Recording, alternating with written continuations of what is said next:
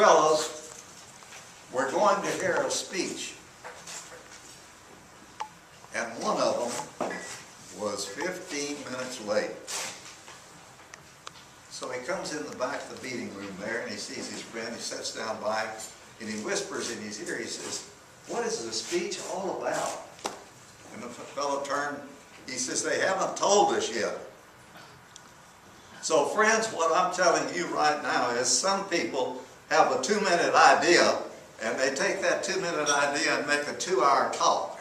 And what we need to do is spice up some of these speeches where we just lag along and it just goes dull.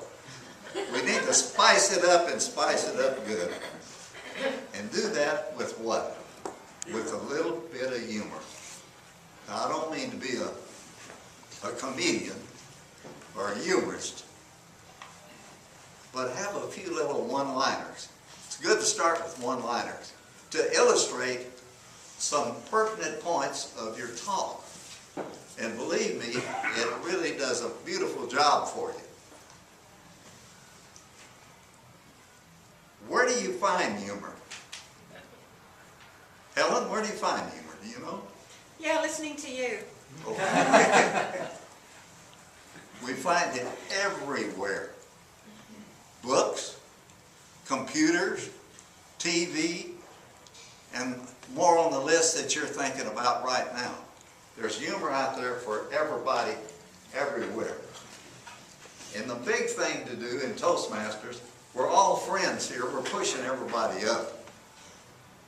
Take some chances. Don't be afraid to get with the program. Get out there and get with it. Take a chance. In fact, I took a chance one time. I had a phone call some years ago. It was a trucking company. They said, "We're having our meeting in the Tower of Americas." And I thought, Tower of America? I said, "They don't have a meeting room, do they?" He said, "Oh, don't worry about that." He said, "We're going to rope off an area for you, and it'll be private, and you'll have no problem." Well, I took the job. And it's during the Christmas season, almost Christmas time. And I get up there and go that 622 feet to the top and meet the man. He says, "Come on right over here. Here you are." And believe it or not, there I was all right, because what I saw was the audience was on a lower level than me. I'm up on another level, and then behind me is a level, and I hear a piano playing up there.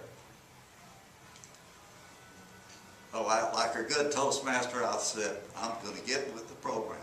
And I got into it, got to going, and it was going well.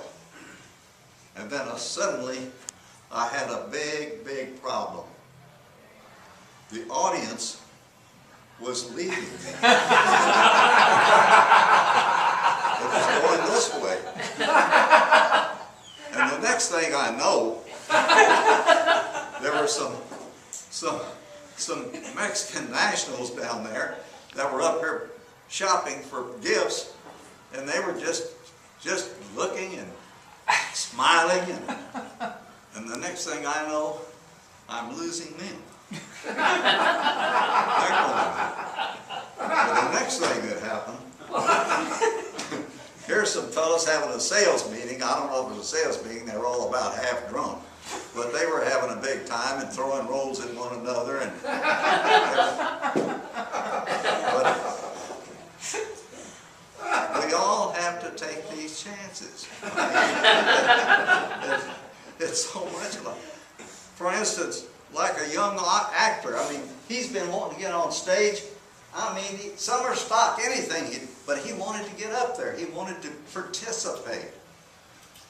Well, believe it or not, they gave him a line. And they told him this line is going to be brief. And it's, "I hear a cannon." He said, "Oh, I hear a cannon." He said, "Great." And they said, in the background, behind the curtain, a cannon will go off, and that's when you will have your cue.